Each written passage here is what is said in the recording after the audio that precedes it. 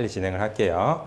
자, 그리고 이제 1세대 1주택에 대해서 말씀을 드렸고, 1세대 1주택의 특례에 대한 내용인데, 이게 이제 흔히 많이 아시는 뭐 일시적 1가구 2주택이라든지, 뭐 혼인, 뭐 동거봉양, 상속, 이런 특수한 경우로 인해서 일시적으로 이제 2주택이 되는 경우에는 이 1주택을 파는 것과 똑같이 이제 취급을 해준다는 겁니다. 그래서 보시면 1세대가 1주택을 양도하기 전에 다른 주택을 대체 취득하거나 아니면 뭐 상속, 동거봉양, 혼인 등으로 인하여 2주택 이상을 보유하는 경우에는 이런 특수한 경우에는 1세대 1주택으로 보고 똑같이 이 비과세 적용을 해준다는 겁니다. 그래서 자, 거기 중에서도 사실 이제 가장 많이 활용을 하실 수 있는 게 일시적 1가구 2주택이잖아요. 그래서 그 부분에 대해서 제가 조금 추가적으로 설명을 드리도록 할게요. 자, 제가 이제 그림으로 좀 표시를 했는데요. 말로 설명하면 굉장히 좀 헷갈릴 수 있으니까 제가 그림으로 좀 그려서 설명을 드려보려고 합니다. 자, 일단 종전주택을 취득을 하고 그 다음에 대체주택을 이제 취득을 하게 되는데 이 주택을 취득한 날의 간격이 얼마 이상이 돼야 된다는 겁니까? 1년 이상. 그러니까 종전주택을 취득하고 1년 이상 지난 후에 대체주택을 취득해야 됩니다. 그러니까 1년이 지나지 않고 않은 상황에서 다른 주택을 추가로 취득을 하면 일시적 1가구 2주택이 아닌 겁니다. 그죠? 그 경우에는 적용이 안 된다는 거고, 그리고 대체주택을 취득을 한 날로부터 몇 년 이내? 3년 이내에 원래 처음에 취득했던 주택을 양도하게 되면 일시적 1가구 2주택 요건에 맞게 되기 때문에 1주택을 파는 걸로 보고 비과세를 적용해 준다는 겁니다. 이게 일시적 1가구 2주택인데 여기서 종전주택의 요건이 붙는 것은 바로 제가 아까 말씀드렸죠. 1가구 1주택, 1세대 1주택이 적용받으려면 2년 동안 보유를 해야 되죠. 그죠? 그러면 이 경우도 똑같이 2주택자지만 1주택으로 봐준다는 거 아닙니까? 그럼 1주택자로 봐줘서 1주택에 대해서 비과세를 받으려면 똑같이 요건이 붙는 겁니다. 2년 동안 보유를 해야 되거나 혹은 그 주택이 조정대상 지역 내에 있는 주택이면 거주 요건도 붙는 겁니다. 아시겠죠? 자, 좀 헷갈리시나요? 아니죠? 안 헷갈리시죠? 자, 그래서 서울에 있는 주택을 만약에 내가 요것도 뭐 그림이 있으니까 보면서 하도록 하죠. 자, 요 경우를 제가 사례를 설명드리면 아마 쉽게 이해가 되실 것 같습니다.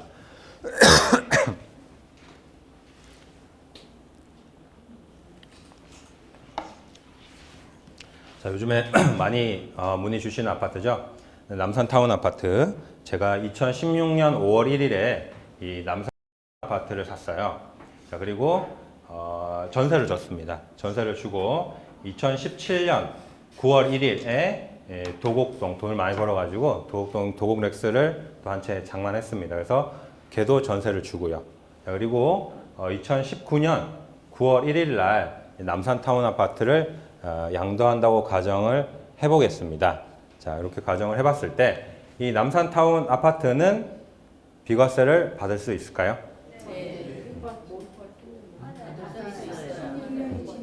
뭐 9억 그 고가주택은 생각 안 합니다. 일단은. 네. 자, 똑같이 해보면 되겠죠? 자, 요건을 따져봅시다. 자, 이게 종전주택이고 얘는 대체주택이죠? 자, 종전주택을 취득을 했어요. 자, 1년이 지난 다음에 대체주택을 취득한 거 맞나요? 네. 맞죠? 1년이 넘은 다음에 취득을 했죠. 그 다음에 3년이 지나기 전에 양도를 했습니까? 이 주택을 취득한 날로부터 3년 이내. 요때부터 계산하시면 안 되고 얘를 산 날로부터입니다. 대체주택을 산 날로부터 3년 이내에 양도했죠? 네. 자, 그리고 얘를 제가 2년 이상 보유했습니까? 보유했잖아요. 네, 2016년도에 샀으니까, 그죠? 2019년도니까 2년 이상 보유했죠? 그러면 얘는 비과세 받는 겁니다. 그죠? 비과세 해당이 되는 겁니다. 이렇게 따져보시면 된다는 거예요. 자, 헷갈리지 않으시죠? 자, 그런데 여기서 추가로 한 가지 더 질문을 드려볼게요. 만약에 남산타운 아파트를 팔고 난 다음에 그럼 나는 이제 도곡렉스 하나만 남았잖아요. 자, 그런데 그 도공렉스 하나만 남은 거를 2020년 10월 1일에 또 팔게 됐습니다. 얘는 비과세가 될까요?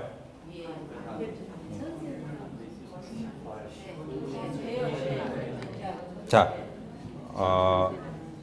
될까요, 안 될까요? 네, 안 됩니다. 안 됩니다. 자, 정답 말씀해 주셨는데, 도공렉스 지금 이 파는 시점에 저는 몇 주택자입니까? 얘 팔았으니까 1주택자죠? 자, 1주택자면 아까 요건을 우리가 살펴봤잖아요. 1주택자가 팔 때 비과세를 받으려면 양도 시점에서 1주택이면 되고, 또 2년 동안 보유하거나 아니면 거주 요건이 붙는 경우에는 거주도 해야 되죠? 얘는 거주 요건이 붙는 아파트입니까? 아닙니까? 자, 자, 중요한 건 날짜를 계산을 해야 되죠. 그러면 언제 취득을 했나요? 2017년 9월 1일 날 취득을 했죠. 물론 여기서 좀 전제해야 될 부분이 있네요. 2017년 8월 이전에 계약을 쓴 게 아니고 그 이후에 계약도 쓰고 취득을 했다고 가정을 해볼게요. 자, 그러면 조정 대상 지역이고 8월 3일 이후에 취득을 했죠. 자, 그런 경우에는 2년 거주를 해야 됩니까? 안 해야 됩니까? 해야 되죠. 그런데 저는 전세를 주고 계속 전세만 주다가 이때 양도를 했다고 하면 비과세가 안 된다는 겁니다. 그죠? 만약에 얘를 제가 2017년 6월 달에 계약서 쓰고 계약금 납부하고 이날 잔금만 한 거라면 서류상으로 다 증빙이 된다면 2년 거주 안 해도 되는 거죠. 그죠? 이제 안 헷갈리시죠? 그러니까. 자, 네, 그렇습니다. 그래서 이런 그 상황을 어쨌든 이 제일 많은 상황이죠. 사실 우리가 부동산 투자를 뭐 많이 하시는 분들 같은 경우에는 다 자세하게 알고 계신 내용이겠지만 또 보유 부동산이 이렇게 몇 채 있거나 이렇지 않은 경우도 또 많습니다. 그죠? 그래서 그런 경우라면은 어쨌든 내가 사는 아파트, 내가 살고 있는, 거주하고 있는 아파트를 어떻게 또 뭐 이렇게 처분을 하느냐에 따라서 또 세금 부분에 있어서 줄일 수 있는 방법이 많이 있습니다. 그렇기 때문에 이런 부분에서는 정확하게 알고, 내가 만약에 잘 몰라서 날짜 하나 잘 못 맞춰가지고 이런 혜택을 못 받는다고 하면 되게 억울한 거잖아요. 그죠? 쉽게 말해서 얘를 사는데 2016년 5월 1일 날 취득하고 2017년 뭐 3월 달에 이것도 취득했다고 생각을 해봅시다. 그러면 안 되잖아요. 제 남산타운 아파트가 차익이 많이 났다고 했을 때 비과세를 못 받는 거 아닙니까? 그러면 억울하겠죠. 그래서 그런 부분에 대해서 정확하게 알고 우리가 투자를 하는 거는 어쨌든 굉장히 중요한 부분입니다. 자, 그리고 제가 이 부분에서 열심히 설명을 드리는 건 결국 이 내용을 설명드리기 위한 겁니다. 뭐냐면 이거 뭐 읽으라고 이제 이렇게 띄워드리는 건 아니에요. 자, 1세대 1주택의 특례 중에서 여러 가지 특례 조항이 있습니다. 그 중에 제가 이제 일시적 1가구 2주택에 대해서 설명을 드린 거고, 그 밖에 이제 제가 오늘 설명을 드리려고 하는 게 임대주택인 경우에 임대주택을 보유하고 계신 경우에 거주주택에 대해서 비과세를 받으실 수 있는 방법이 있는데요. 거기에 대한 이 규정이 이렇게 길게 나와 있는 겁니다. 그래서 이 규정을 실제로 읽어보면 사실 굉장히 뭐 소위 말해서 짜증이 납니다. 뭔 얘기를 하는지 모르겠어요. 그냥 이렇게 대충 읽어봐도 짜증이 나시죠? 그래서 이 내용을 뭐 읽어보시라고 제가 이렇게 띄워드린 건 아니고 굉장히 복잡하기 때문에 좀 주목해서 보셨으면 해서 실질적으로 어떤 규정인지 제가 띄워드린 건데, 얘를 조금 보기 좋게 제가 요약을 했습니다. 요약을 해도 짜증나기 마찬가지죠? 자, 그래도 한번 읽어보죠. 조금 요약을 했으니까 읽히긴 할 겁니다. 자, 장기 임대주택 또는 장기 가정 어린이집과 그 밖에 1주택을 국내에 소유하고 있는 1세대가 일정한 요건을 충족하고 해당 거주주택을 양도하는 경우에는 국내에 한 개의 주택을 소유하고 있는 것으로 보아서 1세대 1주택으로 비과세를 적용한다. 이렇게 되어 있습니다. 자, 무슨 말인지 이해 가시나요? 네.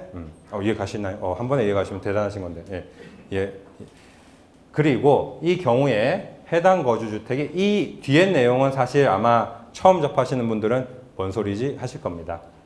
이거는 조금 이따가 설명을 드리도록 할게요. 그래서 방금 읽어 드린 걸 조금 그림으로 설명을 드리면 이런 상황이죠.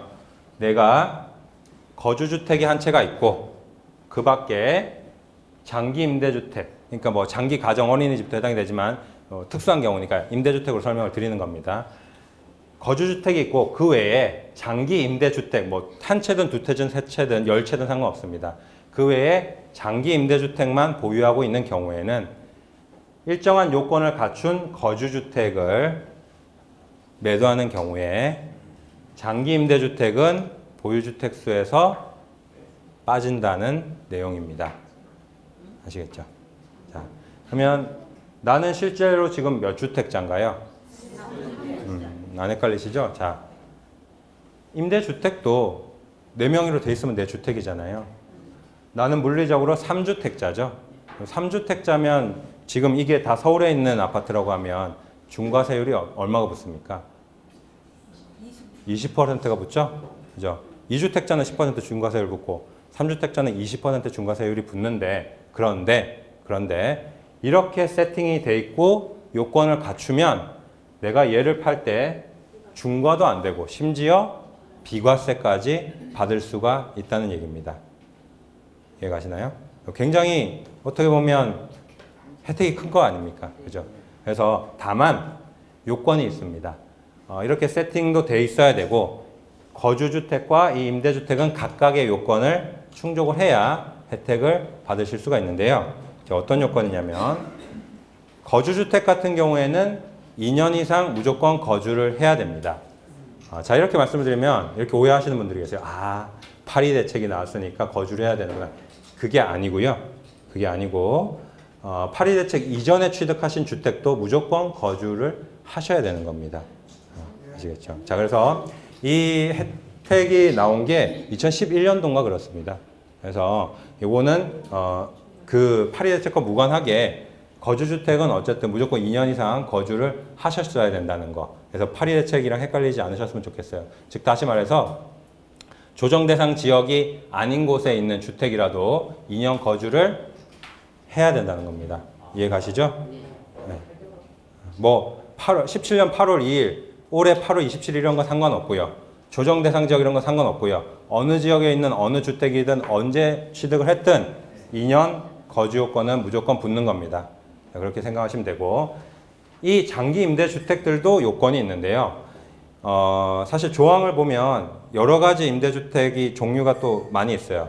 매입 임대주택도 있고 건설 임대주택도 해당이 되고 또 지금 이렇게 체계가 4년 8년으로 잡히기 전에 오래전에 등록하신 예전에 5년짜리 임대주택 이런 거 있을 때 등록하신 주택들도 있거든요. 거기에 해당하는 내용도 있는데 사실은 이제 최근에 가장 많이 등록하시는 게 이제 4년, 8년 매입 임대주택이기 때문에 그 경우만 제가 따로 떼서 이렇게 요건을 적어 놓은 겁니다. 그래서 매입 임대주택, 즉 최근에 등록 많이 하시는 4년짜리나 8년짜리 임대주택인 경우에 어떤 요건을 갖춰야 되냐면 4년, 8년 둘 중에 아무거나 등록을 하셔도 상관없고요. 꼭 8년짜리로 등록하셔야 되는 거 아닙니다. 4년짜리로 등록하셔도 됩니다. 등록하신 다음에 5년 이상 임대를 놓으셔야 돼요. 그리고 임대 개시일 기준 공시가격이 수도권은 6억, 비수도권은 3억 원 이하인 주택이어야, 그러니까 이 장기 임대주택이 이 요건에 맞는 주택이어야 2년 이상 거주한 거주주택이 비과세를 받을 수 있는 겁니다. 아시겠죠?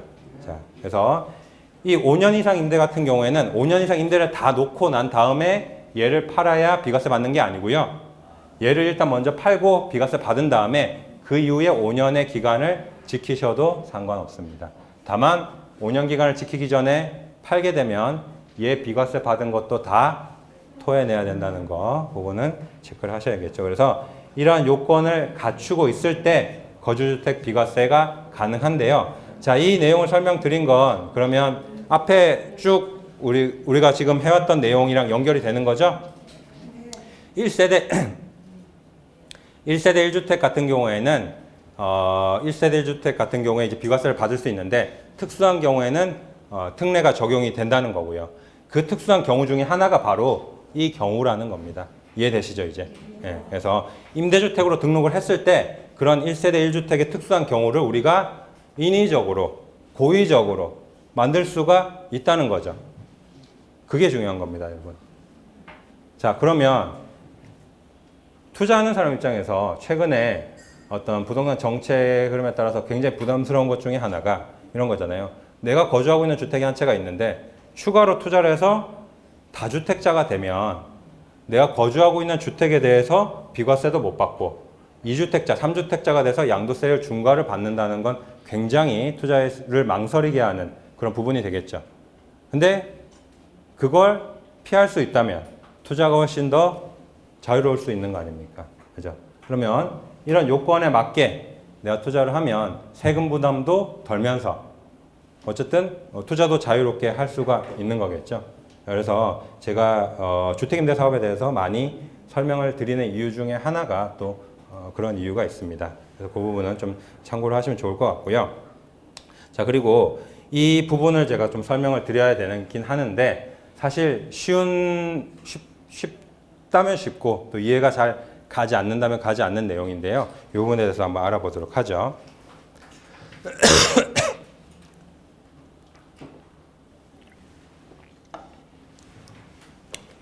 자, 이 내용이 뭐냐면 앞에서 했던 요 뒤의 내용이에요. 자, 이 경우 해당 거주주택이 팔려고 하는 주택이 민간 임대주택으로 등록하였거나 가정어린이집으로 사용한 사실이 있고 그 보유 기간 중에 양도한 직전 거주주택이 있는 경우에는 직전 거주주택의 양도일 후의 기간분에 대해서만 국내에 한 개의 주택을 소유하고 있는 것으로 보아 비과세를 적용한다. 자, 무슨 말인지 모르겠죠? 다 아시나요? 저는 처음 보고 정말 무슨 얘기지? 이건 정말 공무원들이 너무 똑똑한가 봐 뭐 이런 생각을 했거든요. 이 법을 만든 사람은 정말 천재인가 봐 이런 생각을 했는데 어떻게 이렇게 못 알아듣게 적어놨을까? 근데 이걸 이제 찬찬히 뜯어보면 무슨 얘기냐면 아예 못 알아들을 정도의 얘기는 아니고요. 그 내용을 찬찬히 들여다보면 그 얘기구나 라고 이제 이해가 되는데 이 얘기입니다. 자, 2주택인 경우를 예로 들어서 설명을 드려볼게요. 내가 거주하고 있는 주택이랑 임대주택을 동시에 두 채를 매입을 했다고 생각을 해봅시다. 그래서 즉 다시 말해서 이게 시점이라고 보고요. 이 시점에 2015년도 정도에 주택 두 채를 매입을 해서 하나는 내가 직접 거주를 하고 하나는 임대주택으로 등록을 했다고 가정을 해볼게요. 자, 그리고 시간이 흘렀습니다. 시간이 흘러서 얘를 내가 2년 동안 거주를 이제 다 하고 얘는 임대주택으로 등록이 돼 있잖아요. 그죠? 그래서 얘를 이제 팔려고 합니다. 팔려고 하면 제가 앞서 말씀드린 거주주택 비과세 특례가 적용이 되겠죠? 내가 거주주택 2년 이상 거주한 주택이 한 채 있고 임대주택으로 등록한 주택만 보유를 하고 있으니까 얘는 보유주택세에서 빠지고 얘는 비과세를 받는 겁니다. 그죠? 그래서 양도를 하면서 얘는 비과세를 받았어요. 받고 그 이후에 이 임대주택 한 채만 남았는데 한 채만 남았으니까 저는 또 비과세를 받고 싶을 거 아닙니까? 그죠? 그래서 임대주택 의무기간이 다 끝난 다음에 내가 거기 들어가서 2년 동안 또 살았어요. 거주하라고 하니까. 그래서 살았어요. 그래서 또 거주하고 얘를 팔았습니다. 그럴 때 비과세 범위가 전체 기간에 대해서 받는 게 아니라는 거예요. 무슨 얘기냐면 이 두 채가 있을 때 이 임대주택은 얘 비과세 혜택 주는데 자기의 어떤 역할을 다 했죠. 무슨 얘기냐면 실질적으로 나는 이 시점에 주택이 두 채잖아요. 주택이 두 채인데 한 채인 것 같은 혜택을 받았죠. 왜냐? 왜 받았습니까? 얘가 임대주택이어서. 그죠? 그런데 그 주택을 다시 1세대 1주택으로 비과세를 받을 때는 그건 좀 심하잖아. 얘 비과세 받을 때 이미 역할을 다 했으니까 얘 비과세 받을 때까지 기간은 세금 내. 이런 얘기입니다. 쉽게 말해서. 아시겠죠? 그래서 무슨 얘기야 이러시는데 제가 쉽게 설명드린다고 설명드렸지만 사실 대부분 이렇게 말씀하세요.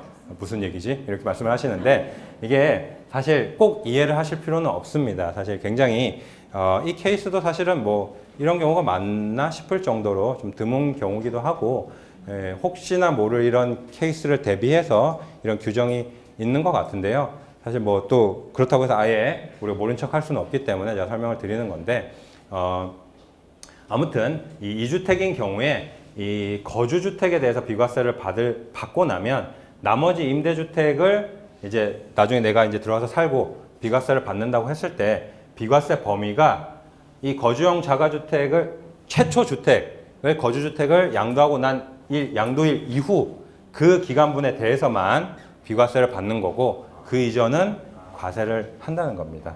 자, 그러면 뭘 기준으로 하느냐? 뭘 기준으로 하냐? 기준이 있어야 될 거 아니에요. 이때 얼마인지, 이때 얼마인지, 이때 얼마인지 알아야 될 거 아닙니까? 그 기준은 공시가격으로 합니다. 아시겠죠? 그러면 이때 공시가격이랑 이때 공시가격 비교했는데 이때 공시가격이 더 낮을 수도 있잖아요. 그럼 뭐 별로 의미는 없는 거 아닙니까? 그죠? 네. 그래서 이거는 이제 적용하기 나름이고 굉장히 사실은 세법상 해석이 필요한 부분이기 때문에 뭐 일반인 입장에서 이 내용에 대해서 뭐 전문가처럼 막 엄청 다 알고 뭐 이럴 필요는 없는 것 같아요. 그냥 이런 내용이 있다. 이 정도만 아셔도 괜찮을 것 같습니다. 그래서 그 정도만 해도 충분히 뭐 다른 사람들 앞에 가서 아는 척 하는 데는 영향이 없을 것 같아요. 네, 아무튼 그렇고요. 3주택인 경우에 어떻게 되느냐? 3주택인 경우에는 똑같습니다. 자, 최초에 이제 세 채가 있었다. 그러면 얘 팔 때 이 두 채가 임대주택이어서 비과세 받는데 영향을 줬고 그 다음에 두 번째 주택을 또 내가 2년 산 다음에 팔 때는 이 부분은 이제 과세가 되는 거고 세 번째 주택을 또 얘만 남아서 얘 팔 때는 처음부터 여기까지 다 이제 과세가 되는 거고 이렇게 된다는 겁니다. 그래서 그림으로 그리면 뭐 이렇게 좀 간단하게 표현할 수가 있는데요. 생각보다 또 이런 깔끔하게 떨어지는 경우가 또 많지 않고 여러 가지 케이스가 이제 복합되는 경우가 많기 때문에 자세한 것은 사실 케이스마다 또 우리가 좀 구체적으로 살펴볼 필요가 있으니까요. 그냥 이런 내용이 있다. 이 정도만 오늘 아셔도 될 것 같아요. 자, 그렇게 되고 자, 그리고 이거보다 이제 마지막으로 제가 한 가지 더 좀 설명을 드릴 텐데 이 부분도 굉장히 어떻게 보면 중요한 내용입니다. 이런 경우는 좀 흔하게 있을 수 있는 경우예요. 자, 어떤 경우냐면 경우를 한번 잘 보시죠. 자, 2015년 5월 1일 날 남산 타운 아파트를 취득을 했습니다. 그리고 취득한 다음 계속 거기서 거주를 하고 있다고 가정을 합시다. 자, 그리고 2016년 9월 1일 날 도곡렉스를 취득을 해서 전세를 줬다. 이렇게 생각을 해보겠습니다. 그리고 2018년도 9월 1일 날 용산이 워낙 핫하다고 해가지고 용산에 빌라를 한 채 장만했습니다. 그리고 걔는 장기 임대주택으로 등록을 했다고 가정을 해볼게요. 그리고 마지막으로 2018년 10월 1일에 이 남산 타운 아파트를 양도한다고 가정을 해보겠습니다. 자, 여기서 제가 묻고 싶은 건 이 남산 타운 아파트가 비과세를 받을 수 있느냐 이 부분입니다.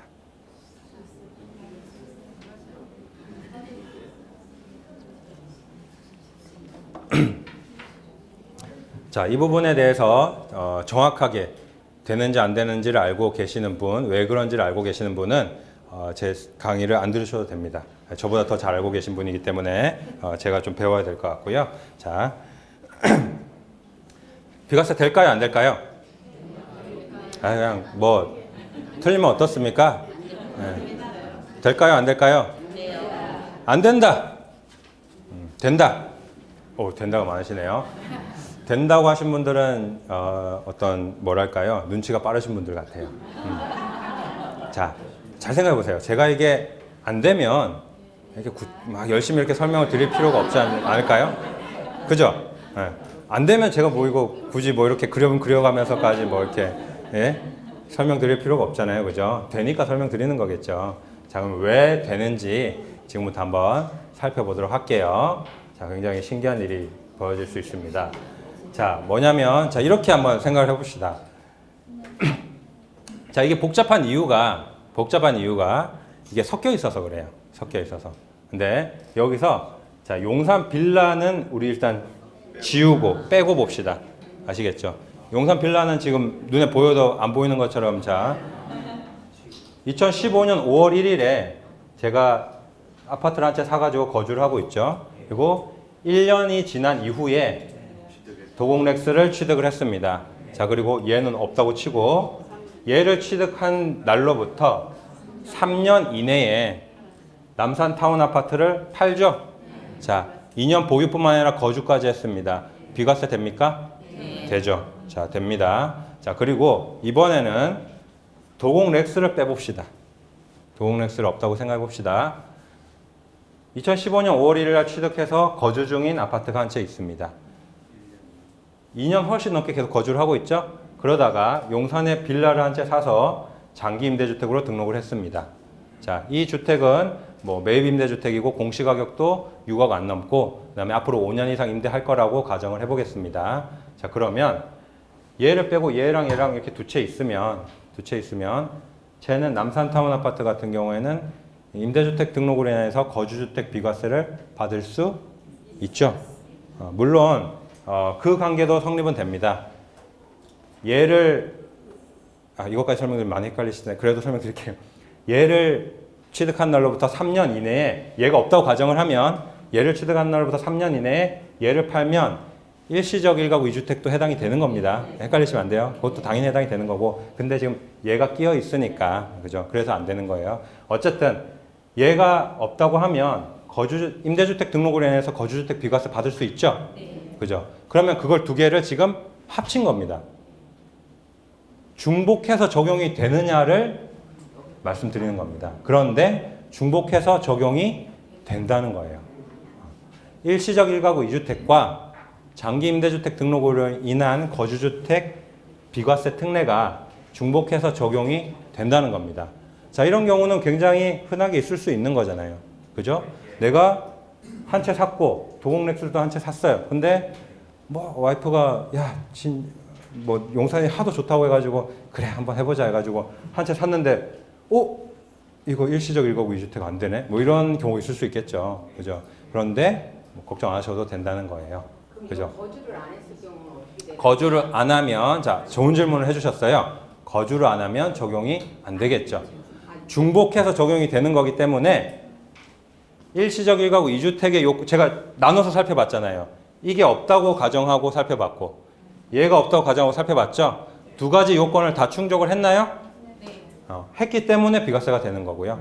만약 얘가 거주를 안 했다고 가정을 해볼게요. 거주를 안 했으면 자, 거주를 안 했다면 일시적 1가구 2주택의 요건은 해당이 됩니다. 그죠? 왜냐면 2015년도에 취득한 주택이니까 2년 보유만 하면 되잖아요. 그죠? 그래서 이게 없다고 가정을 하면 거주를 안 했어도 일시적 1가구 2주택 혜택은 볼 수가 있지만 이게 생겨버렸어요. 그죠? 이게 생기면서 거주 요건이 추가가 됐잖아요. 그러니까 거주도 해야 비과세가 되는 겁니다. 이해되시나요? 네. 그래서 이게 중복해서 적용이 된다는 거고요. 그래서 이런 경우는 또 흔하게 많이 있을 수 있는 경우이기 때문에 뭐 쉽게 설명드리면 이런 거죠. 내가 일시적 1가구 2주택이 깨질까봐 뭔가 좋은 물건이 있는데 투자를 못한다면 그럴 필요가 없다는 겁니다. 그 물건이 만약에 장기 임대주택으로 등록을 해도 좋은 물건이고 내가 장기로 보고 투자를 할 수 있는 물건이라면 투자를 해도 상관없죠. 그죠? 그런 얘기를 좀 드리려고 하는 겁니다. 그래서 사실 이 긴 내용을 지금 1시간 동안 제가 설명을 드렸는데 정리를 하면 그렇습니다. 자, 우리가 뭐 비과세 굉장히 중요하고요. 비과세를 받을 수 있느냐 없느냐에 따라서 투자가 성공이냐 실패냐 나눠질 수가 있겠는데 근데 이제 뭐 각 요건에 맞게 또 잘 투자를 해야 될 것이고 그리고 이제 비과세 특례와 관련해 가지고 여러 가지 또 이제 조건들이 붙게 되는데 그 중에서 사실 이제 우리가 뭐 인위적으로 또 좀 가장 손쉽게 만들 수 있는 요건 중에 하나가 바로 이 임대주택 등록으로 또 그런 요건을 만들 수가 있다는 겁니다. 그래서 주택임대사업 하시게 되면 물론 안 좋은 점도 많습니다.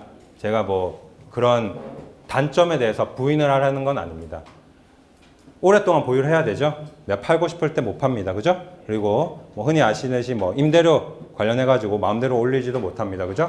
네, 그런 부분에 대해서 또 뭐 자질구레하게 뭐 신고하고 신경 쓸 부분 당연히 있습니다. 그런데 솔직히 그 정도 수고를 안 하고 돈을 벌겠다는 건 조금 그렇죠. 내가 그 정도 수고를 했을 때 엄청나게 세금을 아낄 수가 있다면 수고해야죠. 그죠? 단적으로 제가 지난 뭐 강의 때도 뭐 비교를 하면서 말씀을 드리지만 8년짜리 등록해가지고 이 8년 동안 임대를 하게 되면 내년에 뭐 법이 개정된다고 하면 장기보유 특별공제 70%까지 혜택을 받을 수가 있는데요. 그 혜택이 어느 정도냐면 만약에 내가 투자한 주택이 8년 뒤에 뭐 정비사업이나 이런 가능성이 있어서 피가 많이 붙었다고 가정을 해봅시다. 한 2억 정도 차익이 났어요. 2억 정도 차익이 났을 때 3주택자라면 양도세 중과된다고 하면 1억 이상 세금 내야 됩니다. 2억 차익에 대해서. 근데 그 주택을 만약에 8년짜리 장기 일반 민간 임대주택, 예전에 뭐 준공공 임대주택이라고 부르던 거 8년짜리로 등록을 했고 8년 동안 임대를 했으면 양도세가 1,000만 원 나옵니다. 9천만 원 아꼈죠? 그죠? 그거 그러면 엄청난 혜택이잖아요. 그죠? 그래서 사실 이 단점이 있는 반면에 그만큼 또 혜택도 많은 거고요. 양도세 관련한 혜택뿐만 아니라 취득세, 재산세 관련한 혜택도 있고 이런 혜택들이 기한이 정해져 있습니다. 기한이 정해져 있어요. 취득세, 재산세 같은 경우에는 이번에 3년 연장돼서 2021년까지로 지금 정해져 있고요. 2021년까지는 어쨌든 혜택을 준다는 겁니다.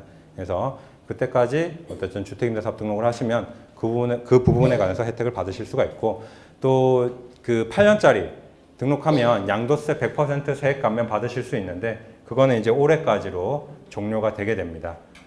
그 세법 개정안에서 이제 올해까지로 적용 기간을 종료하겠다 이 안이 이제 나왔기 때문에 뭐 국회에서 이제 통과가 되면 내년부터는 혜택이 없는 건데요. 그래서 제가 왜 이런 말씀을 드리냐면 이 최근에 이제 어떤 언론 보도나 이런 걸 보면 그런 얘기가 이제 나오기 시작했습니다. 무슨 얘기냐면 이 정부의 정책의 어떤 쉽게 말하면 뭐 좀 실패했다고 봐야겠죠.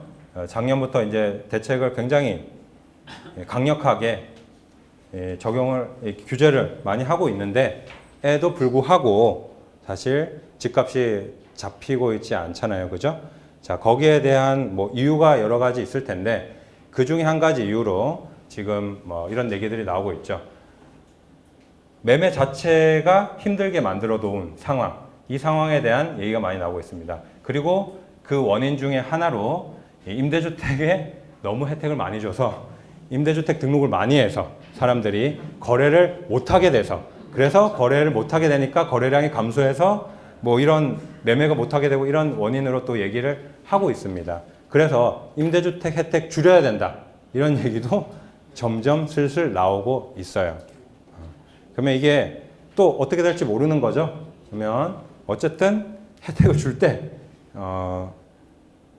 잘 이걸 챙겨 놓는 것도 현명한 투자 전략이 될 수 있다는 거고요. 어쨌든 이미 나와 보장되어 있는 내용은 우리가 또 혜택을 받을 수 있는 거기 때문에 또 이런 혜택이 있을 때 또 현명하게 투자하시는 것도 좋은 투자 전략이 될 거라고 생각을 합니다. 그래서 제가 뭐 시간적인 여유가 된다면 어떤 지역에 어떤 물건에 투자를 하면 좋을지 이런 부분에 대해서도 또 짚어드리면 좋겠지만 또 2부, 3부 또 강의가 있으니까요.